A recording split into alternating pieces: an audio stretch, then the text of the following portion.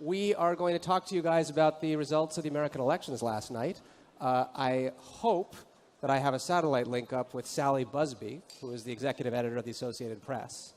And the aim is to talk about both the results of the elections last night and, just as importantly for our jobs, whether we got the polling right this time, in contrast to 2016. So while I'm waiting for Sally to pop up, in 2016, some of you may remember, there were a lot of discrepancies between particularly the exit polls, which were the polls of voters exiting the polls immediately after the voting, and the eventual results. The exit polls looked a lot better for the Democratic candidates than the results ended up being, and that led to a lot of mistrust and some questions about whether the way that pollsters were doing their jobs was completely misguided. This time around, the results we've seen so far show that the Democrats seem to have taken somewhere in the high 220s of seats in the House of Representatives, which means they will control the House starting for the next 2 years. And they lost a few seats, or the Republicans gained a few seats in the Senate. Both of those were roughly in line with what most polling had expected. And I see Sally is up now. Hello, Sally. Can you hear me? Hi there.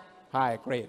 So how did you guys actually, how did you do this time? Are the results looking like they're more or less in line with what the AP's exit polling was saying?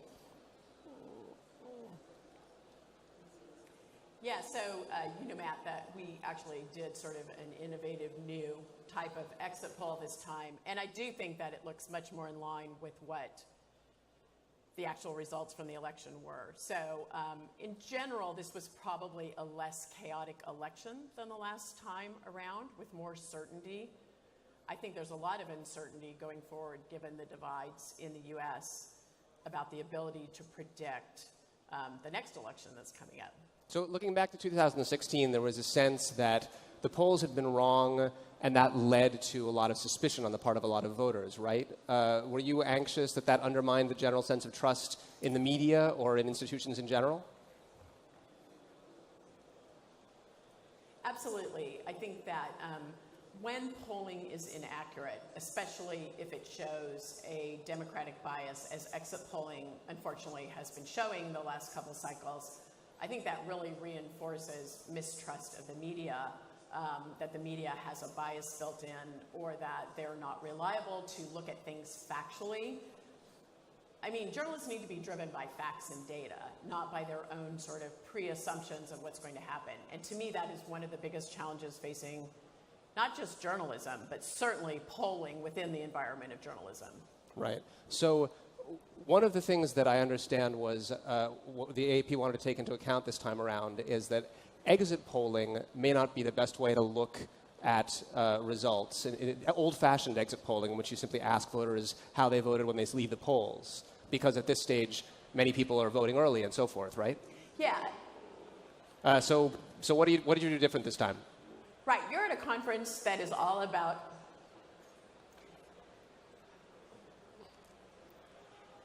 So you guys are at a conference that's all about innovation, right? And we were very frustrated with exit polling 4 years ago, 2 years ago, because the way that Americans have now changed the way they vote. They don't go to polls anymore. As many as 40% of them, growing every year, vote early, they vote by mail. You know, online voting is probably coming also. And so we were really looking for a way that captures, if you're going to the polls, but people aren't actually at the polls, you're not really capturing accurate data. So we thought it was time that we had to really attack online polling, which shows a lot of promise, but has some problems, and get it methodologically sound. So we threw research, we threw innovation, we threw the best statistical minds that we could find at this problem, figuring out a way to create a more accurate sort of election day polling, an alternative to exit polling that will last for the next 20 or 30 years. And we're pretty happy with the results so far. So if we look at a headline number, like what the overall popular vote is, that can be a misleading thing to look at in a congressional election, of course, because people are actually voting in individual elections. But if you look at the national popular vote, it looks like it's going to end up someplace in the 8% range, 7%, 9% at most. Is that about where the exit polls that you ran showed it coming down? Yes, and I think that there's also, what we're very happy about is that our polling is showing sort of a more accurate set of demographics. One of the big problems with the past exit poll is that it was sort of vastly overrating the educational level of the people who were voting. So it's saying, you know, this many people have a college education, and the U.S. Census shows that that number is actually much lower.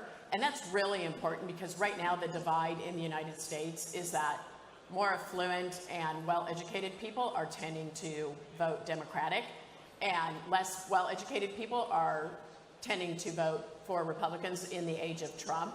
That was one of the biggest mistakes 2 years ago, was that people just did not realize that people with lower levels of education were going to turn out with such force for Trump. And so what's really critical is that exit polling is able to actually sort of accurately capture the actual demographic mix of the people who are voting in the United States. With the gender gap, the gap between how men and women in the United States vote growing every single year, we feel that this sort of accuracy around demographics is absolutely critical to the future of polling. Do you think that there is a certain level of false expectation that the public have because of the kinds of expectations we have about the nature of reality in a networked world? We seem to think that you can just instantly gather information and have it at our fingertips, and it always has to be right. And in an earlier era, if polls were off by 1% or 2% one way or another, that was expected. At this stage, people seem to be shocked anytime there's any minor error in prediction. I think that's the most important issue that is facing polling, and what I would actually call political reporting on a larger scale in the U.S. You really put your finger on it. I mean, polls are directional, and the problems that they have are capturing things like enthusiasm, or the even bigger problem that they have is capturing lack of enthusiasm. And so how many people are actually going to come out and vote is often the most central question in how accurate a poll is actually going to be. And when you're in a climate like the United States, or for that matter, Europe, where you guys are right now, and there is that much uncertainty about how people are changing their opinions going forward, and there's a huge amount of flux in what you might call sort of the standard political atmosphere that's going on, that's when polling struggles the most, because it's just not able necessarily to catch things like changes in enthusiasm that happen very quickly. And so we try to say that polling is directional, and it's an enormously powerful tool directionally. But if you're looking for utter precision, you know, you're going to be disappointed sometimes, especially during very fraught political times. Right.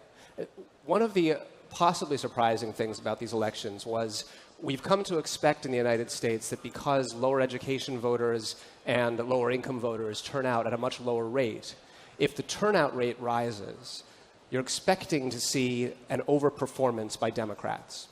And Democrats, you know, their total of the popular vote is up 9 or 10% since the last election.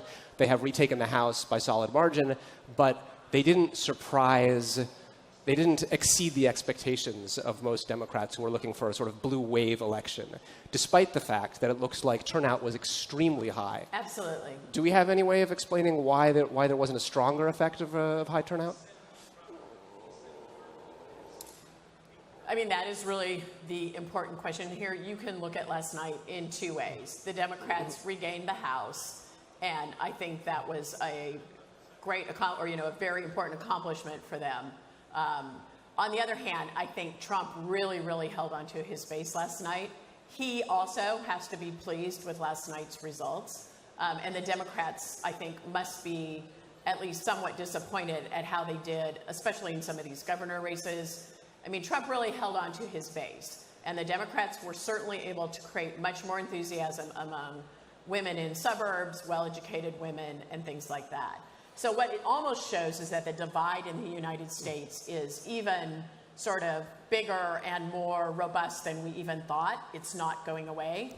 And to me, that creates an enormous amount of uncertainty and inability to predict what's going to happen in the presidential election, because we have a long way to go And the Democrats didn't get a blue wave necessarily. I mean, they got sort of maybe a mild blue wave, but not an over-the-top blue wave. Yeah, and then you're talking about sort of managing expectations or how you assess the vote against the expectations that you had. But you made a really interesting point in an earlier conversation we had that I didn't understand at the time, which was it had to do with the difference between polling results and the eventual actual results. It looks like there might have been a lot of voter suppression in a couple of states this time around, which would mean that even if you got the polling right, the actual results of the vote that you see are going to look different from what your polls said. How do you think that that's going to become an issue in the aftermath of this election? I mean, that's a very interesting question. I think it's very difficult to answer that right now because the level of voter suppression in the United States, I think, is still unclear. There is no question that there is more attention paid to voter suppression issues and there is more real concern about actions that cause voter suppression than at any time in the United States since the 1960s. Okay, I mean, this is a real issue at this point.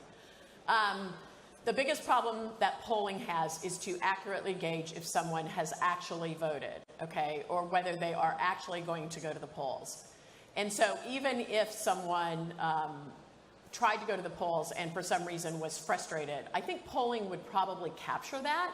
But I do think that your question is a really good one. And if voter suppression starts to rise to higher levels in the U.S., that's, again, another change in the electorate that we will have to grapple with and sort of constantly keep our methodology as modern and sort of forward-looking as we can so that we're sort of adjusting for trends like that. Okay. Sally, I think the satellite feed's about to cut us off, so I'm going to do the same.